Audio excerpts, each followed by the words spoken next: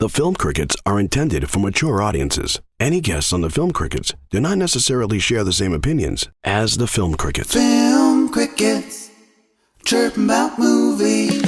It's time for the Film Crickets with Jay Fortier, Chris Martineau, and Melanie Howerton. On this week's episode, it's just Chris and Melanie, and they review the 2000 American science fiction thriller film, Frequency. You gotta give me something I can believe. Is this some kind of joke? What do you say we tame this Bronco, huh? You and me, spirit and guts. Does it stand the test of time? Let's find out. Your Film Crickets are on now. Hi, everybody. Welcome back to the Film Crickets. I am host Chris Martineau, along with Melanie Howerton. Say hello, Melanie. Hello, Melanie. Very fantastic. Jay couldn't make with us tonight. He's not feeling well. It seems to be a bit of that going around. So it's just Melanie and I talking about Frequency. Ironically, I just got back from a baseball game in Washington, D.C., and they were playing the Mets. And I'm a big baseball fan. Melanie, where do you stand on baseball? I don't really watch any sports, so I'm like the wrong person to Fair talk enough. to. So what's interesting here is that, and that's fine. Baseball, either you like it or you don't. I understand why people don't. No, I think it would be fun. I just don't watch sports. That's cool. That's cool. It's baseball is one of those things. You either think it's boring or you think it's interesting. I absolutely get it why people think it's boring. And part of the reason I like it is because there's so much not going on sometimes, right? You can kind of relax. Whereas hockey, you're just watching all the time. In football, you can't miss a game because there's only 16, 17 of them. In baseball, it's 162 games. You miss a couple of innings because you went to the bathroom. It doesn't matter. The reason I'm bringing it up is we're covering one of Melanie's. She just confessed to me one of her favorite films of all time, and it's a movie called Frequency. So, Melanie, how do you feel about this movie? You just kind of were telling me about this. What's your deal with Frequency? I'm in love with it. I have it on DVD, but I actually watched it on Tubi because it was just easier. Okay. All that work, taking that disc out and stuff. Yeah. All right. Well, I don't even have the like renovation type stuff's going on in my bedroom, so I don't even have the DVD player in there. So I would have had to go get the DVD player, plug it in, go find the. So I'm like, it's on Tubi. I'm just going to watch it on Tubi. Yep. But I love it. I've seen it many times. It's one of my mom's favorites. Both my kids liked it. Okay. Ronnie really enjoyed it too. And, I told you he doesn't really like that much stuff from back. Right. Old and so it's really good. I love it. So compared to Halloween and Scream. So I was just saying, I was like sitting here going, this is just the whole time I was watching, I'm like, this is just the best movie. It's just the best movie. And I was like, this is like my favorite movie. And I was like, okay, well, I always say that with Halloween and Scream. And I watch Halloween and Scream a heck of a lot more than I do this movie. But this is right up there. I mean, this is like hands down. Like I would recommend this movie to anybody and anybody. And I'll tell you more later on about it when we get go to the end of it. But sure. Yeah, I think it's so good. What's your I know my history with this. When was the first time you saw it? Why did you see it? DVD? Did you see it in the movies? Because it came out in '99. I remember. Yeah, I don't know. I probably went to the movies to see it. And then we always had cable, so I know I watched it several times on that. Okay. And then I have the DVD. So okay, my history with Frequency is I haven't seen it in a good 26 years. Wow. And what's weird about that is that the last time I saw this movie, I live in Maryland. I was visiting, so I was traveling with my ex-wife. When we were still married, and my daughter wasn't born yet, my first daughter. So we're talking about 2000 to 2001, depending on, well, it must be in 2000, let me think. Yeah, what year was it out? I kept trying to It says 2000. I think it's 99, because I did not see this in the theater. I saw this on video when I was visiting my ex-wife's, aunt. In Maryland. She lived in Maryland, and we traveled down here to hang out for a few days. Yeah. And there was like a state fair or something that we went to, and we were at home one night and there wasn't much to do, so they're like, let's watch this movie Frequency. So I saw it on video or cable. Yeah. I did not see it in the theater, which means to say it says its release date is 2000, which I think is impossible because my daughter was born in November 2001. So I don't think so, but whatever. I think it was probably 99. I remember watching it back in the day. I remember that I liked it. And you brought it up to watch it, and I said to my wife, like, we're going to watch this movie Frequency. I think we're going to like it. I don't remember it being like terrible. Yeah. I remember liking it, and I got to tell you, I'm watching it going, I know the premise, I know I've seen it, I don't remember a millisecond of this film. Yeah. Not a moment was ringing any bells except for them talking in their little ham radio. Yeah. I didn't remember that there was a big baseball theme through it. Mm-hmm. I don't remember anything about this movie, which is strange because usually I remember a nugget, nothing.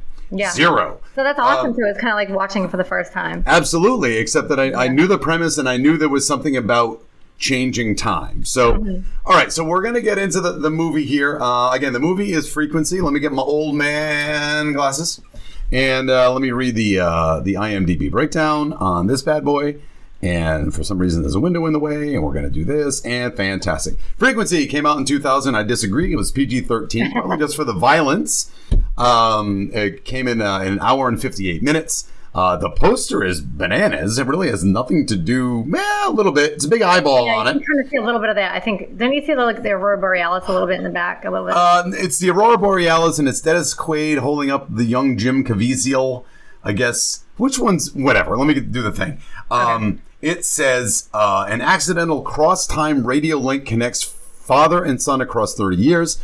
The son tries to save his father's life, but then must fix the consequences. Directed by Gregory Hoblit. Written by Toby Emmerich. I'm wondering if there's any relation to Roland Emmerich. Maybe you'll know that. Starring Dennis Quaid as Frank Sullivan, Jim Caviezel as John Sullivan, Sean Doyle as Jack Shepard, Elizabeth Mitchell from Lost. It was nice seeing her there as Julia Sullivan, the wife, and then Noah Emmerich. He was a character actor. I've seen him quite a bit. And anybody else? Michael Cera's in this.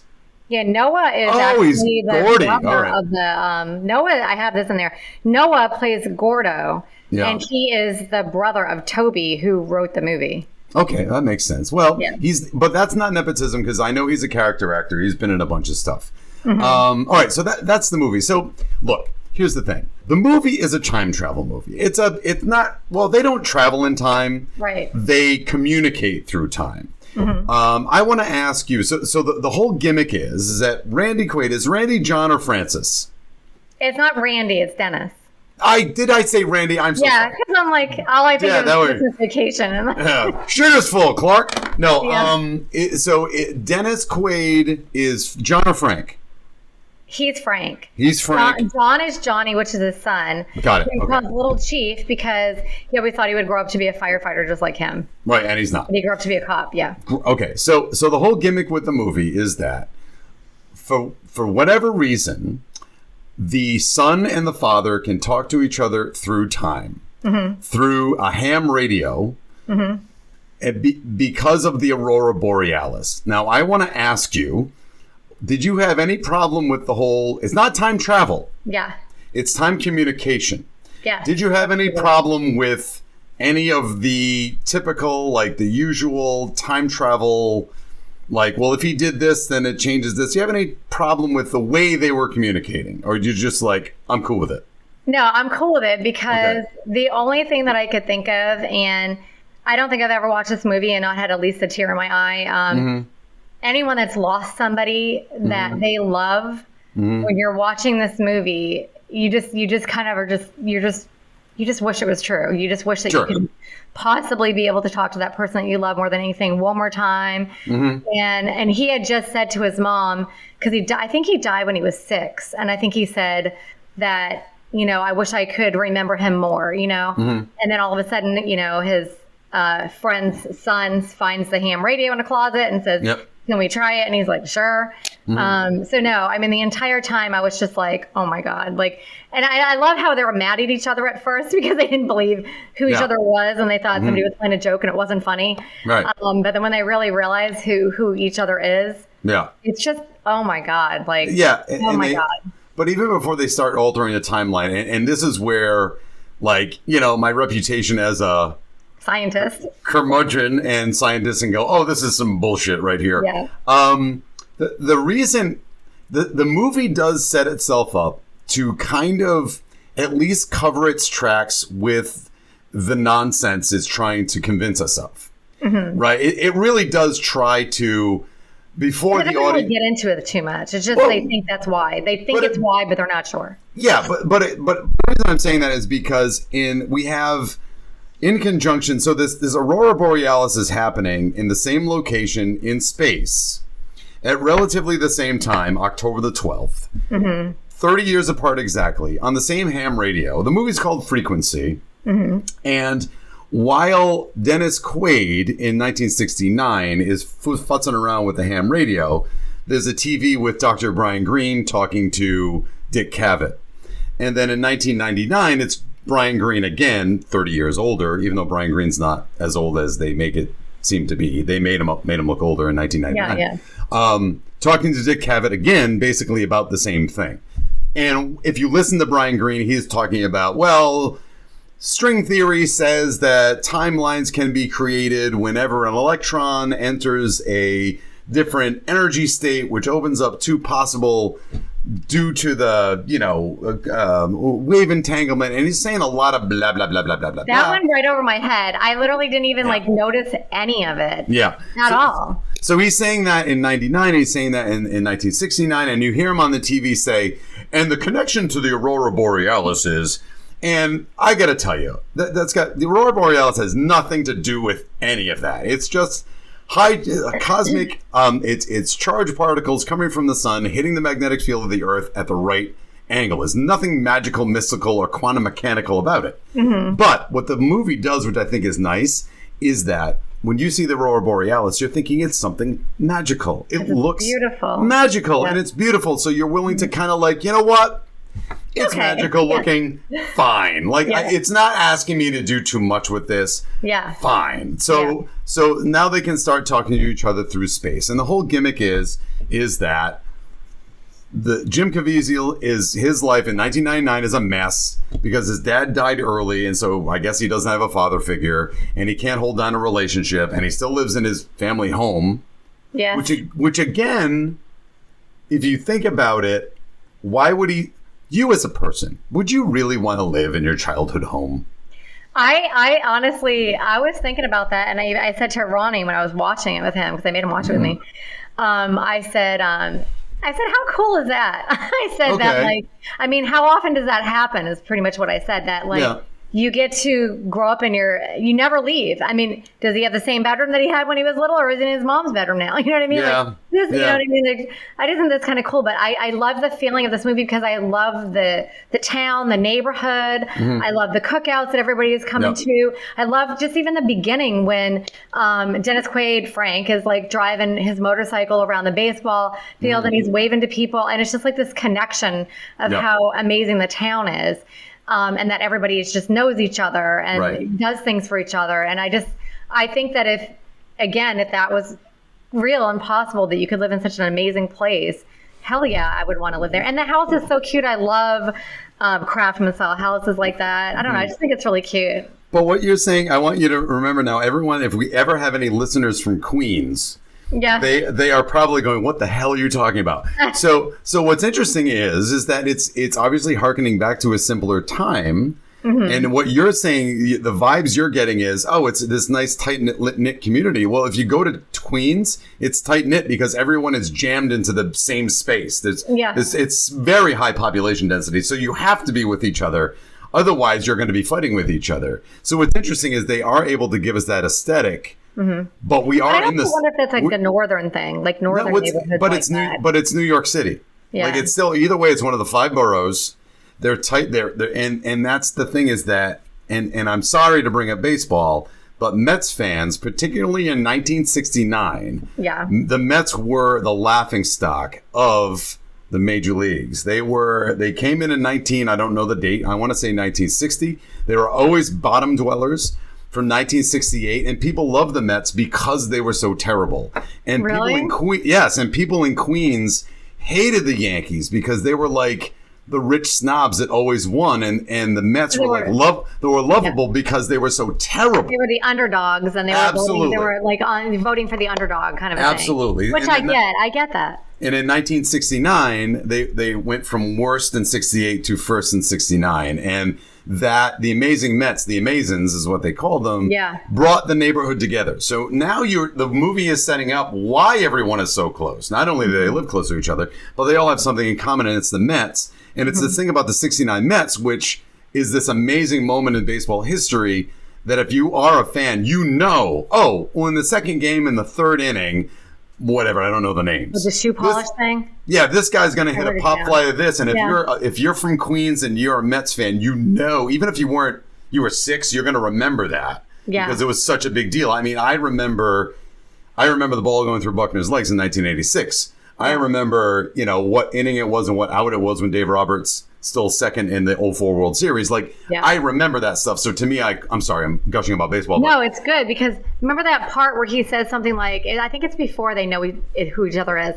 But he said something like, and I don't know how many years. They're going to be talking about rock and roll, baseball. What else did he say? Politics or what did he say? Yeah, I don't remember. Baseball and something else. Right, because they're only like a couple of things in this world that are truly American inventions, and it's baseball, rock and roll, and something else. Yeah. So, I agree with you there. So anyway, we have this thing where Jim Caviezel finally is able to talk to his dad, and they realize that they are talking through time because of an accident that happens on the desk.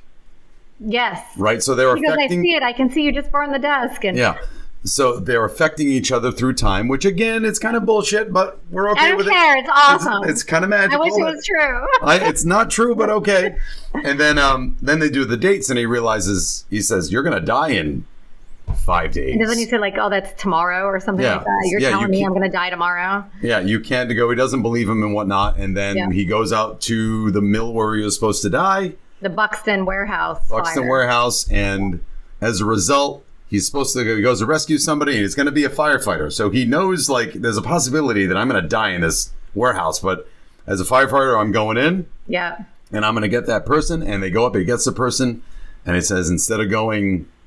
He said, my mom said it wasn't your fault. You just followed your instinct. Yeah. He said, if you had just went the only way, you would have survived. If you just went the only way. So he's going to go one way, and then he stops and he thinks about it. He goes, okay, well, let me try to go this other way. Right. Well, the one way that he was going to go didn't have fire around it.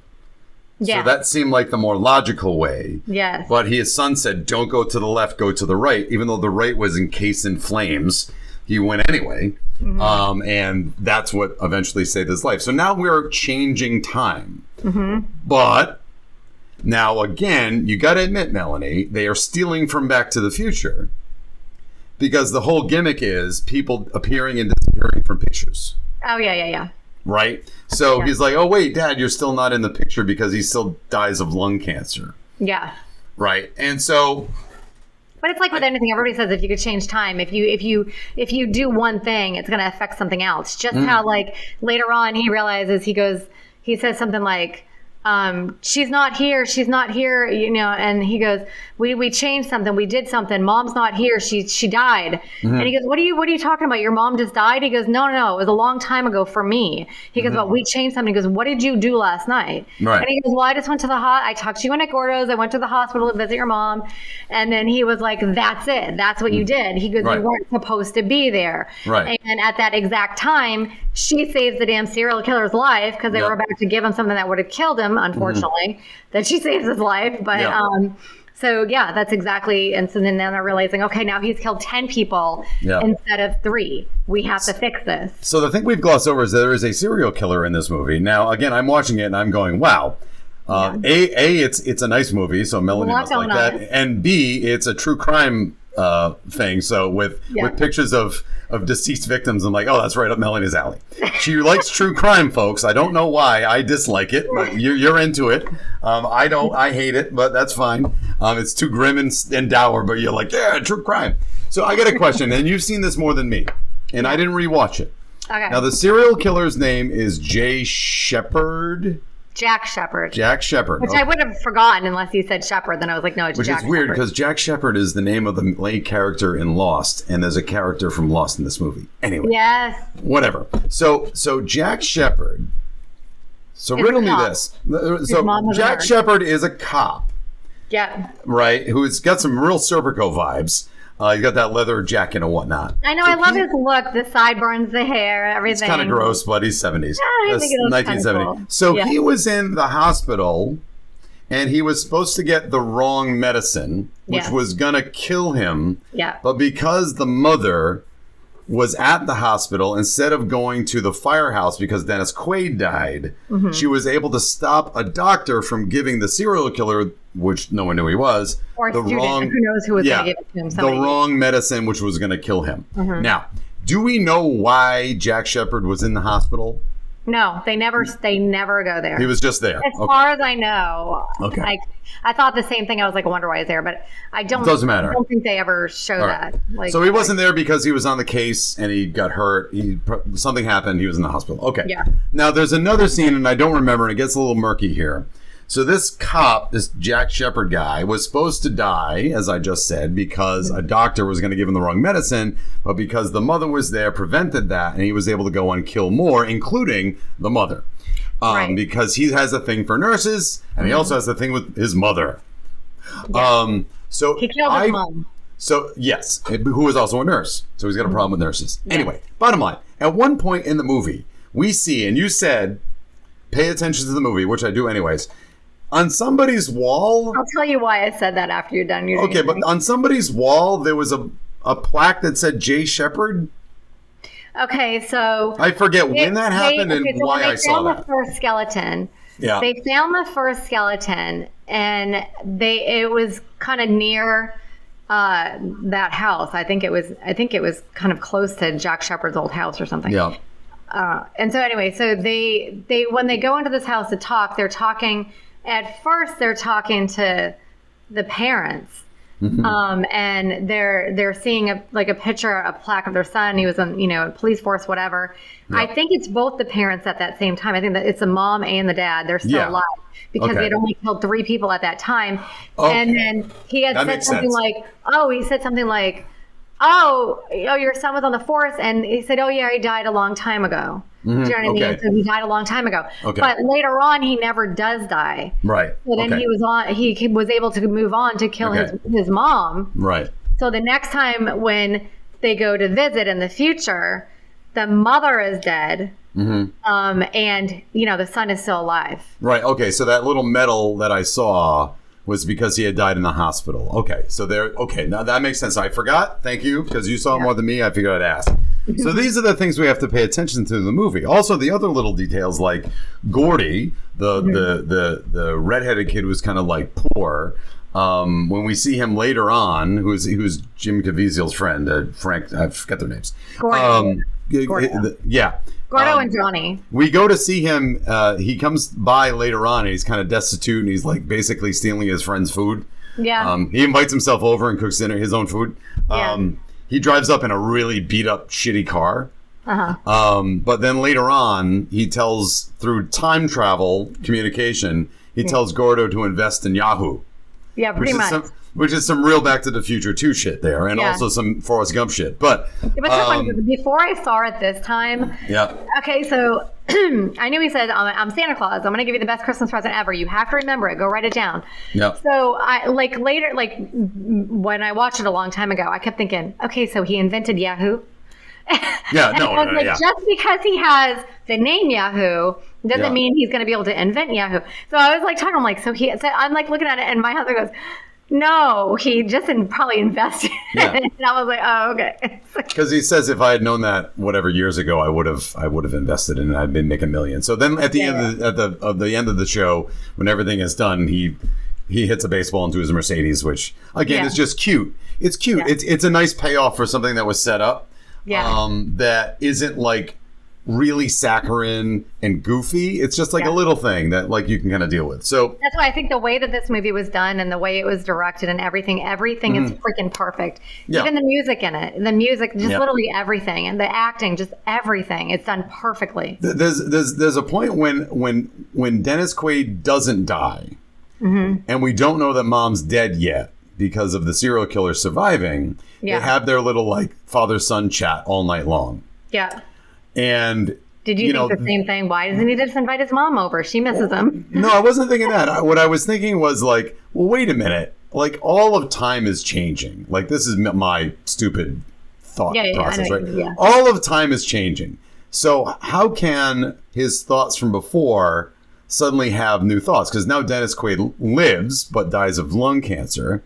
So what's going on? And as I'm thinking that, you hear Caviezel go, it's like I have two memories at once. Yes. And I'm like, well, good for you, movie. I mean, you don't have to like tell me why that happens. You just have to have a character go, it's weird. I have memories of two things. I still have that. I know that like I still have the memories of you dying, but yet now I have all these new memories. Yeah, and they're happening at the same time, which I'm sure is confusing and would probably make you have a mental breakdown. Yeah. And that's why everybody around him thinks he's crazy. Like the boss. It's so funny because his boss thinks Dennis Quaid is crazy back in the day, and he thinks that his son is crazy back in, the modern time, because he just keeps looking at him like, you guys are crazy. Right. There's something not right with you guys. Let's talk about real quick before we kind of, we're moving on here, but Jim Caviezel, I understand, like, he does some pretty suspicious police work. Not suspicious. What do you mean when he's substandard? You can't. Jim Caviezel. At one point, he thinks he's found his mother's serial killer, which we find out it's not. That guy just looks like him. Yeah. And he brings him in for questioning. Yeah. And absolutely harasses that man with like a gun on the table. Yeah. And I looked at my wife. I'm like, this man is not under arrest. He can just get up and leave. He doesn't actually, but he's taking it. He's like, I'm like, I'd be like, get me my lawyer. Yeah. Am I under arrest? I'm not? Okay, bye-bye. I'm glad. Yeah. I'm sorry I make you upset, but I've got nothing to do with this. Goodbye. Yeah. That's suspect. And then he goes and he does actually find the guy, Jack Shepard. Do you remember how he found him? The thumbprints through time. Yeah. Which was cool. So he was like, okay, he touched your wallet. He was like, then we got his fingerprint. We got him, so put it somewhere where no one's ever going to find it for 30 years. but that's neat because they do have an old house that's probably got a lot of loose boards, and the man of the house. And no one else has ever lived there. Right. Yeah. See, and there it is. That's why you have to have Jim Caviezel never move out of his childhood home. Yeah. You believe have the same desk in the same room. Yeah. And you believe it because he's kind of a loser. He can't keep a relationship down. He's obviously got baggage. So you buy into the fact that he never left his house. So that works out really well for the movie. But why would he, though? If he's already a cop and you got a house given to you and it's a nice house and you know your town, why? But he has no reason to just pick up and run away and move away. I agree with you, but I think it's more along the lines of his character in that he can't let go. Yeah. Right. His life changed when he was 6 and he can't let go of it. That's all. And I think that's the deal with that. So it all works out. It's planned out neatly that you believe it, because if you do it another way, it's not believable. And I think that's what it is. It's not just the writing of it and the directing, because it was just phenomenal. But it's the actors are so believable. They're I just think they're just so good at what they're doing. I think everybody was really good, but it's just one thing. My only thing about this movie. Because, again, I bought into the magical time travel nonsense, and I brought into the fact, I was able to ignore the quantum entanglement of the whole fucking thing.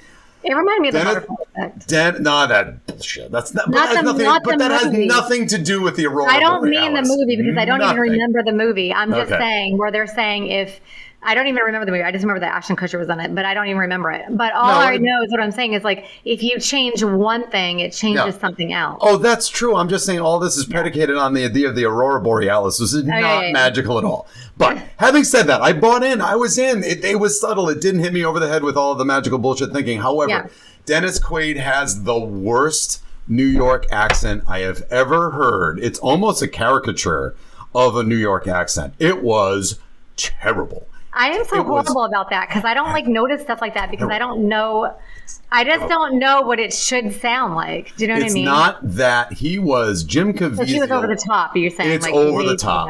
Everybody else was pretty much legit. His was over the top. And in fact, at times, he was dropping his R's like a Boston accent. And it was, and he's really bringing up the attitude and all that stuff, and I'm like, oh boy. I'm not. I noticed that Jack Shepard was doing a little bit of that when he was in the police. He was, but I bought it more. Jack Shepard to me was trying to do his best Al Pacino. Like I said, he had Serpico vibes, and I was okay with it. But that's my only real issue. Oh, and his wife didn't do a good job either. With the accent? She had a terrible accent. It was not good. It's kind of insulting to people from Queens. Well, maybe they sounded more like that in the 60s. They did not. Okay. I don't know. They did not. I'm sure it was a little more amped up, but I'm going to say probably not. Okay. So anyway, so look. So now at this point, because Dad's still alive, and we got to find a serial killer so that he can save his mother. Now what we're doing here is we're sending a fireman to do police work. Yes, but I love that too, and I'm going to tell you something later on in my trivia. Okay. I'll tell you something later on in the trivia, but I love that because he goes, I'm not a cop. I don't know what I'm doing. You know what I mean? And so it's I kind of like that obvious. 'cause it was more real. But I mean, it's like let's just say we were in that position. We're not a cop either, but we would try to do what we could do. Do you know what I mean? Like, well, particularly since the stakes are his mother's life. So yeah, he's going to try to do whatever. But boy, I know that, I don't know. He wasn't doing anything suspicious, and I know that he's a fireman. I know that he has overnight shifts, but wouldn't you know if your husband didn't go to the firehouse when he was supposed to and went to a bar instead twice? And not just that, but I would have I don't know. If in that position, because he was like, well, I'll just take her out of here. He can't kill her if I take her somewhere else.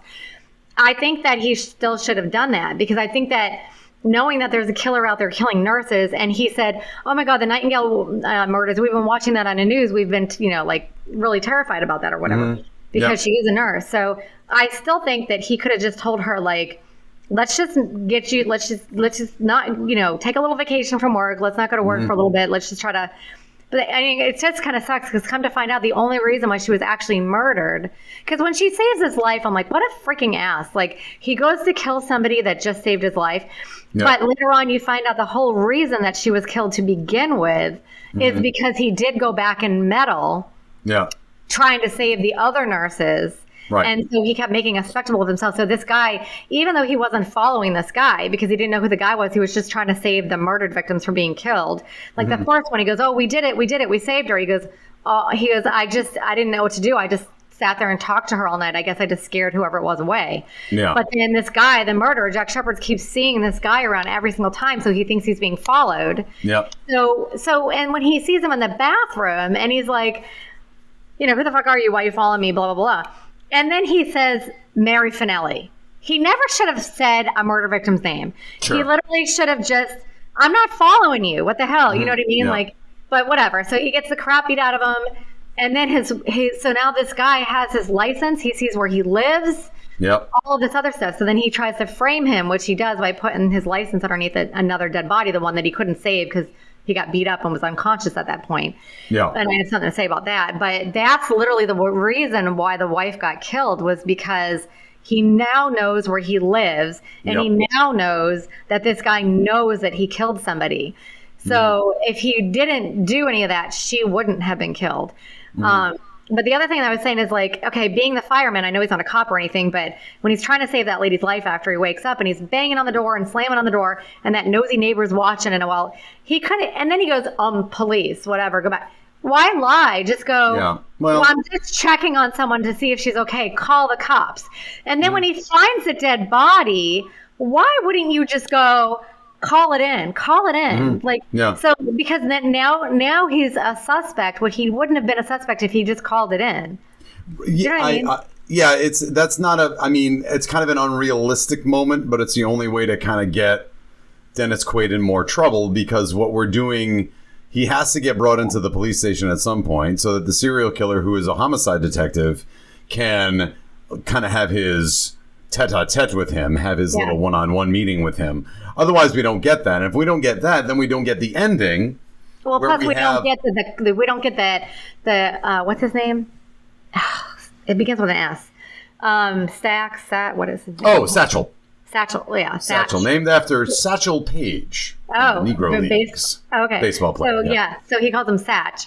So we wouldn't have gotten him, which is one of my favorite parts ever, when he was like, I can prove it. Yep. And he was telling him what's going to happen during that baseball. And he's just watch the big game. Just watch the game. First of all, if I was Dennis Quaid, I'd be so mad that he's supposed to be watching the game too. This is his only proof that he will ever have. And he doesn't. He takes the wife to a diner. Thank God baseball's in the background, but he wasn't watching it.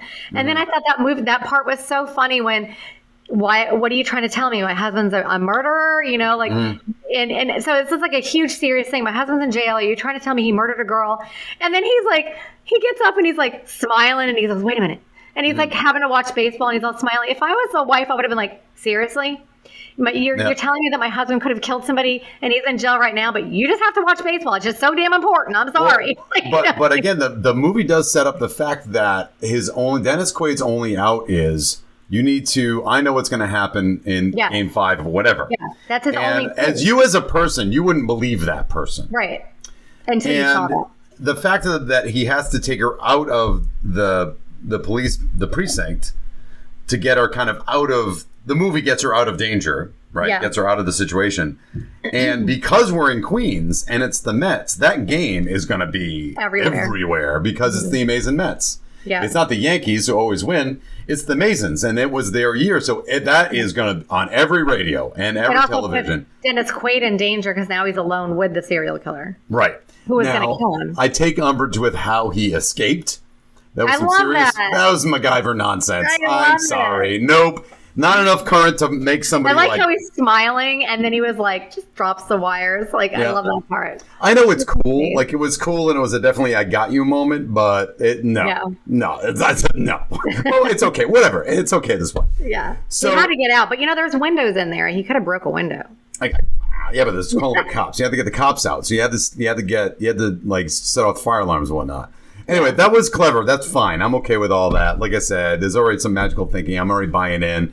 The relationship between Quaid and Jim Caviezel and Francis and Johnny are fantastic. Little Chief, are fantastic. Just before we get to the real good, the payoff on the end, it's such a good payoff, and it's kind of a horror movie moment where the murderer comes back.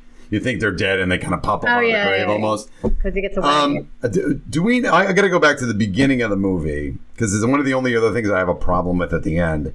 Why Jim Caviezel at the beginning of the movie, his girlfriend? Call him Johnny. Johnny. I'm sorry, I don't remember the names. Johnny. Sorry. I don't remember a real person's name, so I'm like, I always think about it. I'm like, okay, he's talking about Johnny. Johnny at the beginning of the movie, his girlfriend is leaving him. Yeah. Because he's a mess. Yeah, he's just a mess. He can't. It's almost like he can't commit or something. I have no idea. Or that he's always at work and he's the job, like your Lethal Weapon, kind of escapes. Yes, all right. Yes.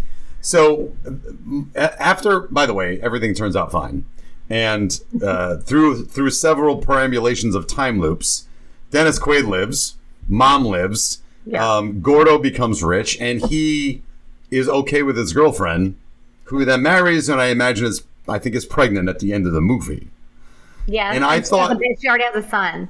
And they have a son together, and she's pregnant. I just thought, not that it's too much movie to get into, but he got out of that too easy. Like last we saw them, they absolutely hated each other, and for some reason, like we as an audience don't see that their relationship is okay now. Does that make sense? What do you mean? Who hated? Like, so for instance, like. Did Johnny suddenly after everything rights itself, Frankie, what's his name again? Frank, sorry. Frank lives, doesn't get lung cancer. Frank lives, kills the serial killer, and at that moment does Johnny suddenly have a fleeting memory of, oh wait, I married that woman and she's pregnant? No, because they were never married before. They never had kids. Are they married now? It looks like maybe they're together, married, whatever. But it's a Hallmark ending. No, because it seemed like he had to work on it because in his time she didn't know him anymore. Okay. Because they changed something where she didn't know him. Mm-hmm. So I don't know if like when the mother didn't get killed that somehow they had their background relationship back, or he realized that he loved her and was out, and maybe he, I don't, they didn't go into it, so I don't really care, but maybe he realized that he loved her and he wanted to be with her and asked her on a date and started from scratch. So either he started from scratch with her, or once the mother didn't get killed, then maybe they still had that relationship, and then he had to still work on it with her to get back together. It's one of those. It's got to be one of those, because I know, like, at first, like, when he went to go see her in the library, he was like, "Oh, I got to talk to you," and she's like, "Who are you?" You know what I mean? So, like, they changed something. That's right. Once the mother died, it changed something where they had never met. Yeah, I just wish I know it's a butterfly effect thing. I just wish I knew there was what is the connection between mom and his healthy relationship with this woman. Yeah, I don't know. I'm somehow thinking That's all. Maybe she introduced them together or something. I don't really know, but it had something to do with the family in some way of them being able to have met each other. Sure. And then when she died, then or even maybe once the father didn't die, whatever it was, something happened in the past once he changed something that they had never met. Okay. Yeah. No, they met, but because she knew who he was, but they had never been together. Yeah. I don't know. To me, that was kind of the only thing that you can't fix everything. You can't explain everything in one of these movies. So I was just like, it's kind of it's a nice ending. Yeah. Because it wasn't an important piece. Yeah. I do like how, and this is the other thing that I didn't like, is like, he was like, when Frank was getting arrested by Satch, and he goes in there and they're having like a struggle. Who cares if he's talking to someone on the CD? Like, why is he shot? Like, he says he's gonna go down to the station, so there's no need for Satch to be like tugging at him and everything, whether he's like drops the CB radio on the floor. Yeah. But I like that when Dennis Quaid does go back, and they're fixing it. I like that you can see that it's being fixed on the other side, which I just thought was kind of cool. It's neat. Playing some liberties with that stuff, but he is fixing it in the past. So let's get to the end. Which was such a neat payoff, because we have one of the only times in history where we have the person in the past finds out that they've been figured out and goes to attack the person that found them out, i.e. Frankie and Jack Shepherd. Yeah, I love how they're both fighting at the same time with the same person. And the person in the future who's Jack Shepherd, is fighting Johnny, who also is come to the realization he's been figured out. And for some reason, even though when he gets his hand shot off. Yeah, and then I love that part. I was like, disappears. it happened to be the one he was choking him with too, and I was like, that's awesome. It's kind of neat because they just, I don't know how I'm watching it going, I don't know how you write this so that this last scene actually makes sense, but it does. You're watching it going, oh yeah, because he's fighting him in the past because of this, and he's fighting him in the future because of this. And they're both kind of like helping each other out at the same time. And I don't know, like, but I like how you can hear them on this, like, and that's what kind of messed up the killer too, is because the killer stopped for a minute where the other people could get ahead on him, because he heard his own voice on the CB radio. Yep. He heard what was going on in the background. He was like, what the hell's going on in there? So it kind of stopped him for a minute where he was able to, each one was able to get ahead. And then the ending is awesome, how like all of a sudden, like, Dennis Quaid comes now, he's old, and he shoots him, and then you see the house change, and it's back to what it maybe would have been if neither one of them ever died and they stayed together. They would never have left that house. Right. Now it's their house again. So I don't know. I just love it. It does do a little bit of a Doc Brown moment, because you have to go, Randy Quaid has been waiting so long for this moment because he knows what's going to happen. Dennis. Because he experienced... Damn it! Johnny! No! Frank! Dennis Quaid, Frank, whatever. Frank has been waiting. So because the history is changing, Frank has been waiting for this moment where he's going to see his son in his living room and shoot the guy with a shotgun. So it's some serious Doc Brown Back to the Future 1 bit where he's waiting to get shot and have a bulletproof vest. So again, they're cribbing from Back to the Future a little bit, but not blatantly. It's just they're using some of the same loopholey devices, but I didn't care. Like, it wasn't a ripoff. I think that in a lot of movies they would have done the same. Like, there's been a lot of movies where people, you know what I mean? Like, I mean, that's the point of a time travel movie, is that you can do nonsense bullshit like that. Yeah, that you just have to change something. Yeah, if you can pull it off, and they did. I think they pulled it off. So, but I mean, honestly, like too, like when I was saying, like if you could just talk to that person one last time, you'd also want to help them, like. Like he when he realized that he saved him from the fire, he was still going to die later on from the cigarettes. So he stopped smoking. But the same thing. I mean, like, I lost somebody in a car accident. I lost someone to a heart attack. Like, I lost someone to diabetes complications, because he wasn't checking his blood sugar. I mean, you could go back and be like, freaking listen. Do you know what I mean? Like, it would just be so nice to be able to, anyone that's, like I said, anyone's ever lost anybody. It's just, I don't know how somebody can watch this and not have at least a tear in your eye at least one time. I think what it boils down to, for me, I think Johnny would have been just fine if he could have just had, like in Field of Dreams, just one last catch. Yeah. He would have been satisfied with that. We're just talking to him, right? Yeah. Exactly. And then if the Aurora went away, it would have been fine. Mm-hmm. And he would have. I think he would have too. Yeah. And even if his dad still died and his mom, if none of the things that happened in this movie happened, he would have been happy with that one little miracle, and everything would have been, not that his life would have been much better, wouldn't have improved, but at least would have had some closure. But I love that he did like shout real quick at him, like, if you just went the other way, you know what I mean? Like, so then he listened to him, and then that changed everything, which is just so cool. It was neat. So, hey, let's do trivia. Okay. It's time for TMI with Melanie. Listen to this. I am in the bathroom right before the movie starts. And I'm in the stall, and there's no toilet paper. And mine are at home in a display case above my bed. TMI, my friends. It's just TMI? Too much information. Say don't go there, but that's lame. Now, here's Melanie with your timeless movie info.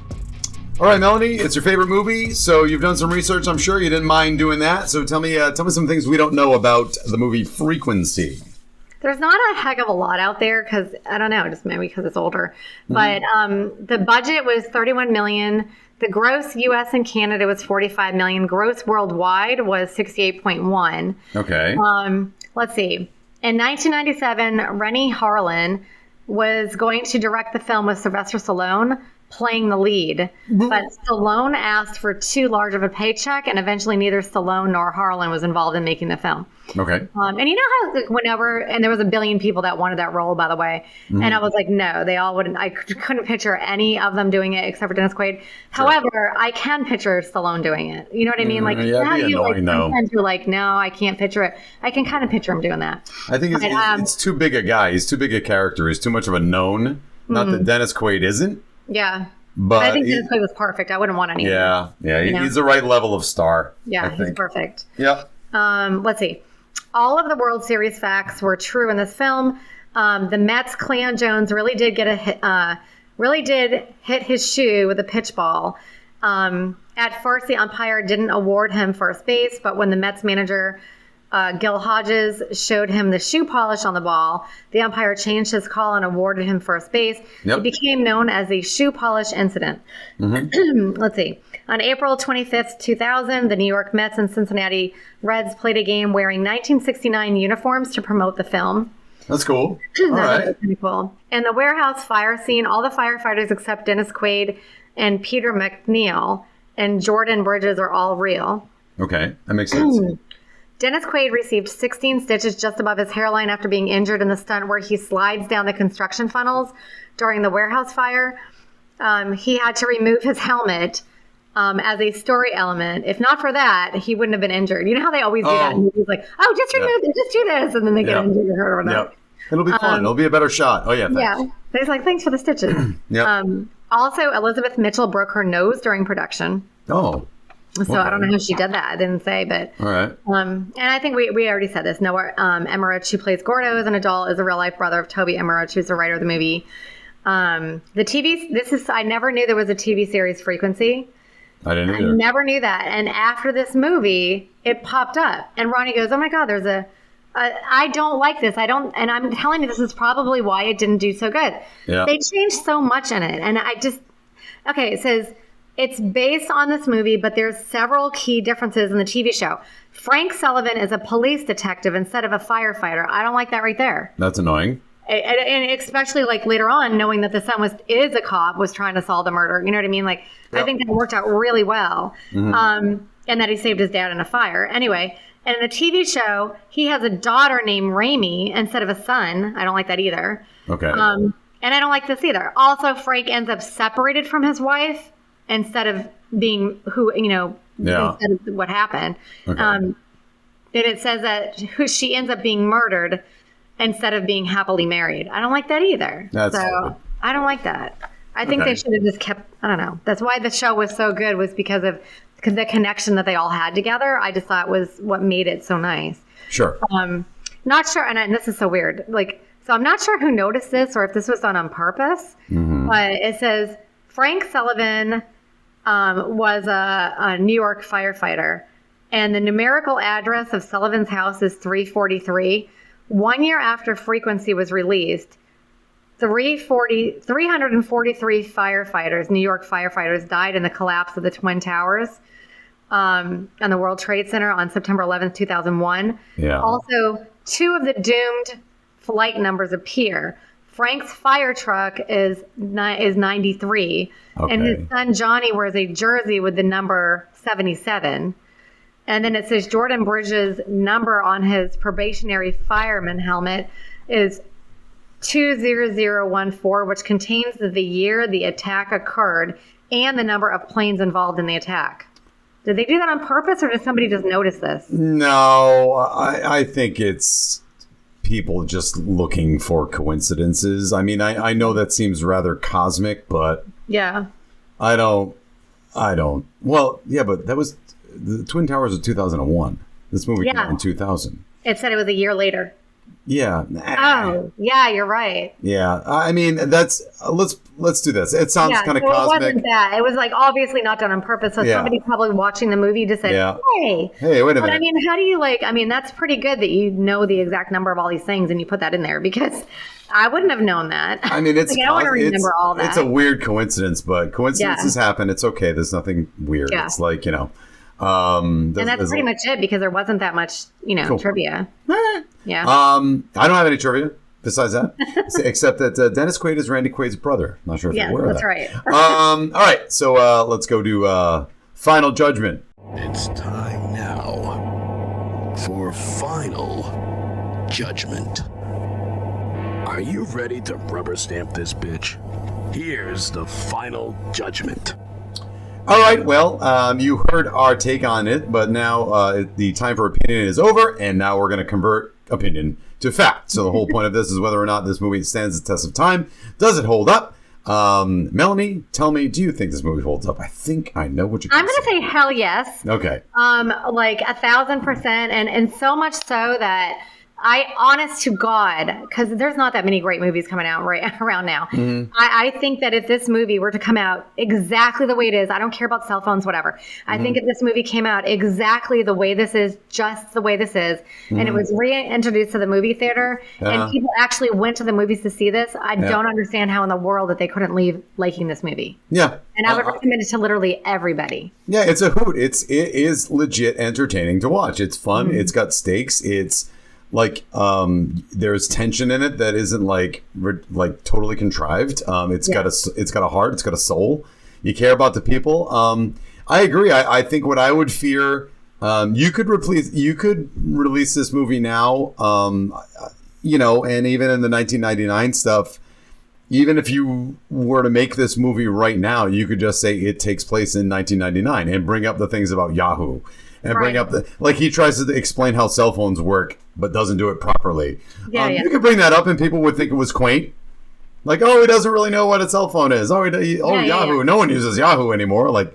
That sort of shit. So I think that would be fine, much in the way like a Forrest Gump thing would be okay. Other than that, it's good storytelling. It works out well. The thing what I would fear is that somebody would, I'm watching this going, if somebody did this, if Amazon or Hulu or Netflix did this right now, they'd turn this bad boy into like a 6-part series and just draw everything out for no reason, in hopes that we would be really invested in the emotional conflict and the time travel thing. And You're so right. I liked Loki, but they went out of their way so much to explain how time travel works. I'm like, you know what? I don't give a shit how time travel works. Just give me something that I can buy into that isn't totally nonsense. And that's what I like about it, that they don't really touch base on it too much. It's just magical. Maybe a little bit of a imagination. But even then, the scientific shit was bullshit, and it was magical, and that's fine. Go with it. It's cool. It happened. whatever. And they're just trying to say, he even says, I don't understand how this is happening. Yeah. I don't know if we're going to get a chance to talk again. You know what I mean? Yeah. I almost don't want to let you go because I don't know if we'll get this chance again, which is so cool. I love that there's a relationship going on between the family members, the father and the son, that never really got that connection before. I love that there's they're just trying to stop a murderer and they're trying to solve a crime. I love that. I don't know. I love that they can change time for the better and they can be all reunited again. It has a happy ending. I mean, who doesn't love a happy ending? Yeah. The last thing I'll say is that they don't, like any other movie that would have something that like this, like time travel, like at no point does Johnny, there's a scene where he goes to a college to talk to a professor. Yeah. And they try to explain the time travel. A lot of other movies would be like, I got to see what's going on. And then they go and they just go with it because they have too much stuff that they have to talk about, and then they have to realize what happened and they kind of mess things up. So now they have too many things that they have to fix. They don't have time for that. And they also don't know how long they're going to have to be able to talk to each other.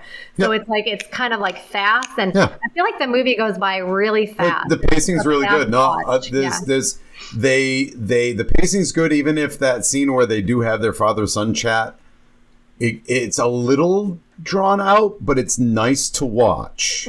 It's not boring. It's a little longer than it needs to be, but I didn't mind watching it. Yeah, because everything else is just go, make it happen. And it's weird because it's 2 hours, and we watched it 2 hours with commercials, and it didn't seem like 2 hours with commercials. It was 2 hours. 2 hours and then commercials? It's 2 hours plus the time for the commercials. Wow. And it didn't seem like it to me. No, it didn't. It seemed like it went in like 2 seconds. And unfortunately, as I was telling everybody, don't get interrupted with it. Just keep watching it. My husband always goes to bed exactly at 10 and I don't. Okay. So as soon as 10 o'clock comes, he's like, pause. And I'm like, come on, seriously? And he's like, there's 40 minutes left. And I'm like, damn it. Oh, wow. I had to wait till the next day to finish watching it. And the reason why I told you, make sure you don't pay attention. So everyone I've ever had watched this movie could follow it very easily and knew what was going on. However, one time I had these two girls come over from work and we had a couple drinks and it was a Saturday, which Saturdays are crazy at the spa, and it was really busy. And so they were on the couch and I'm like watching it with them. One of them has been really pretty much fallen asleep because she had a couple drinks and she was dead tired from work. And the other one kept going, I don't understand. I don't understand. I don't understand. The whole movie, I'm like, okay. I said, look, whenever you see the sun, pretty much, whenever you see this guy, this is happening now. Pretty much whenever you see him and he looks young like this, that is happening in his time. Every single scene, I had to explain every single thing that was going on. And then the other girl kept waking up going, what's going on? So I feel like the whole freaking thing, I was like, oh my God, you're missing the best movie because you guys are not paying attention. They couldn't understand what was going on for the life of them. So. You had good intent. You had good intent to share something special with a friend, but it did not quite come to fruition. But anyway, so guys, that was our review of Movie Frequency with Dennis Quaid and Jim Caviezel. I said the names correctly, and I did use their character names. That's right. And I want to thank you for listening again. Much thanks to Draco and the Malfoys and Steve Lavoie for his vocal imaging, and anyone else that I forgot to mention because I don't typically do this. I mean, no offense, I just don't have it in front of me. I want to thank Jay. I hope thing works out. Jay should be back really soon. On behalf of myself and Melanie Howerton, I would like to say thanks for coming to the movies with us. And the movies might not age like fine wine, but we drink it anyway. Thanks, guys. Thank you. Peace.